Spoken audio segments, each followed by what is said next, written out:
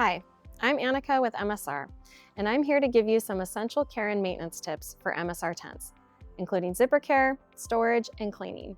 How you use and treat your tent in the field and at home has a big impact on how long your tent will serve you. So let's have a look at some of the best practices to make sure you can make the most of it. Let's start off with a little reality check. Modern, ultralight fabrics and components do wonders for shaving pack weight, but there's definitely a trade-off in durability. A 200-pound canvas military tent will outlast even the strongest nylon expedition tent, and a sub-3-pound backpacking tent is pretty fragile compared to an expedition tent. Rips, abrasion, moisture, UV degradation, all of these things simply take a bigger toll on ultralight fabrics than heavier ones. You'll never see patio furniture made from ultralight nylon for good reason. There's a wide spectrum of tents out there built for an equally wide range of uses. So be realistic and know that if you want a tent light enough to carry comfortably on your back for a few days, it's going to take some care to ensure it lasts. One of the best things you can do to prolong the life of your tent is to take care of the fabric. Few parts of a tent take as much abuse as the floor, and putting an extra layer of fabric down between your tent and nature just makes sense. A footprint takes the brunt of sharp rocks, twigs, and the abrasive nature of dirt, mud, and sand. Our footprints are sized to be just a bit narrower than your tent floor, allowing water to run off your rainfly without funneling underneath the tent. We've standardized our tent floor dimensions, making it easy to match a footprint to your tent with just a handful of options. If you do just one thing to extend the life of your tent, use a footprint.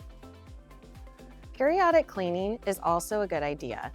Embedded dirt is abrasive on fabrics, wears on zippers, and can reduce the effectiveness of DWR coatings. Your first and best line of defense here is to keep the tent clean. Spot cleaning with a sponge and water as needed will go a long way towards extending the life of your tent.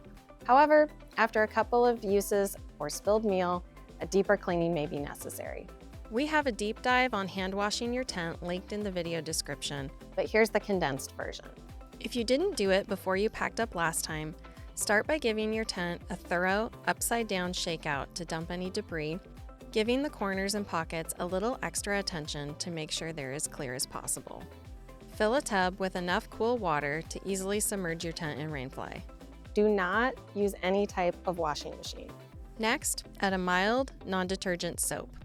After hundreds of washings, our repair shop recommends Dr. Bronner's Castile soap or Nick Wax Tech Wash for being easy on the fabrics and easy to rinse. The exact amount you use will be dictated by how dirty your tent is.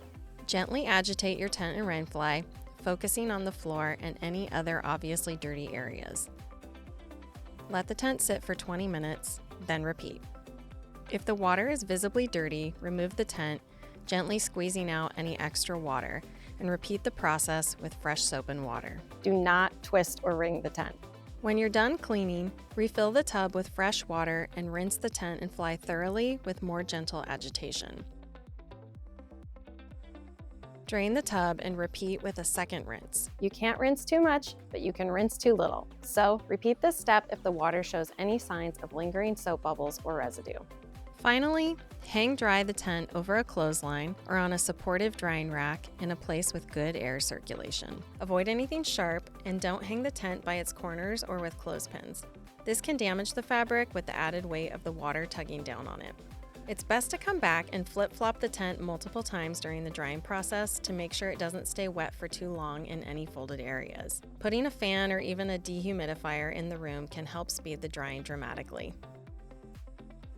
Above all else, make sure the tent is unquestionably 100% dry before you put it away. Realistically, this could take a couple of days, so be patient and consistent with moving it around to help it dry. The first rule of tent storage is store it dry. Putting a tent away wet or storing it in a damp place will ruin it, period. You hang your raincoat to dry when you get home, and a tent should be treated the same way. If stored with even the slightest dampness, a smelly, permanent mold can grow surprisingly fast, and the moisture can also destroy a tent's waterproof coating. Even a basement with high humidity can ruin a tent in a matter of weeks. For long-term storage, we recommend storing your tent in an oversized, breathable mesh sack instead of its stuff sack, and always in a temperature-controlled room with low humidity, not an attic or a detached garage. A roomy mesh sack will provide better air circulation, preventing moisture buildup. And a room with moderate temperatures and low humidity is essential to getting the maximum life from your tent. Perhaps the most dramatic is the effect of moisture and mold on even the best waterproof rainfly and floor coatings. The culprit here is a process called hydrolysis, which is technical jargon for when something is broken down by water. The something in this case is the waterproof urethane coating on your tent's rainfly and floor. Most commonly, this results in the coating becoming tacky or flaky. At its worst, the coating can turn into a gooey mess that renders your tent unusable. The very best coatings will break down more slowly, but all coatings are susceptible to hydrolysis. If the whole rainfly or floor is truly sticky, it's likely beyond saving. But in the early stages of hydrolysis, when things are just slightly tacky, or if it's just happening to a spot or two, you can apply an aftermarket waterproof treatment. If your coatings are flaking and peeling, which can also happen simply from drying out with age, you can still successfully reseal your tent's waterproof coating. We've got a detailed video on how to do that linked in the video description, but store your tent properly and hopefully you'll never have to worry about it. Poles are pretty low maintenance, but critical to an effective shelter. Here are a couple of tips to keep them functioning properly. When setting up your tent, assemble your poles gently, making sure each section is fully inserted at each ferrule. Bending partially connected poles puts a lot of leverage on the pole in a way it wasn't designed to handle, and is one of the leading causes of pole failure. It can crack or deform and weaken your poles, even in the normal process of setting up your tent. When taking down your tent, break down the poles by starting at the middle and moving towards the ends. This makes sure that the tension is distributed evenly along the shock cord, extending its life. Note that shock cords do eventually need replacing. Typically after many years, they will dry out and crack, just like those old rubber bands in your kitchen drawer. The good news is that replacing them is easy. You can find a shock cord replacement kit on our website, and we have a video linked in the description showing you how to do it. If you camped in a salty marine environment, rinse your poles when you get home. Salt will corrode aluminum, so you want to remove it as soon as possible. Wipe off any dirt and dry your poles completely before storing them. They'll dry best when stored broken down, allowing air to get into each section. If you store them wet, you'll notice a powdery white dust develop as the aluminum oxidizes. This will cause friction between your pole segments, making them harder to connect and disconnect. The oxidation can be wiped off, but it's hard to do it completely on the inside of the pole. So be sure to store them dry and you won't have to worry about it. Be sure to check that zippers function properly at the beginning of each season. If a zipper seems hard to slide, clean it with a fine bristled brush, like a toothbrush, and blow out any remaining dirt with a can of air. After a good cleaning, apply a zipper lubricant, like the Gear Aid zipper stick. It's a great way to periodically maintain your zippers. You can also use most common dry waxes, like ski wax or even candle wax. Just run it along the zipper's top and sides to get good coverage. Then run the slider over it a few times to work it into the zipper. We've heard of people using lip balm, but we don't recommend it. It can be an emergency fix in the field, but it's sticky, hard to remove, and will end up attracting dirt, ultimately making your problems worse.